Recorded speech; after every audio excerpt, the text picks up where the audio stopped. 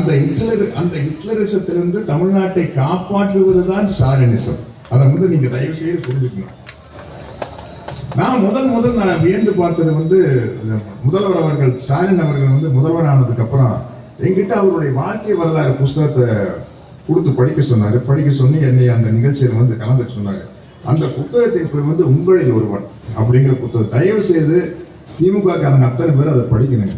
படிச்சாதான் எல்லாரும் சும்மா சொல்லிட்டு இருக்கிறாங்க பாருங்க, கலைஞரோட பிள்ளையா இருக்கிறங்காட்டி ஸ்டாலின் விட்டாரு, ஸ்டாலின் பிள்ளையா இருக்கிறங்காட்டி உதயநிதி ஸ்டாலின். அப்படி கிடையாது. நீங்க உங்களில் ஒருவன் படிச்சு பார்த்தீங்கன்னா தான் ஸ்டாலின் அவர்கள் கழகத்தின் தலைவராக வருவதற்கும் தமிழ்நாட்டின் முதல்வராக வருவதற்கும் 100% இல்லை 200% தகுதியானவர் அப்படிங்கிறது அந்த உங்களில் ஒருவன் புத்தகத்தை படிச்சு பார்த்தீங்கன்னா தெரியும்.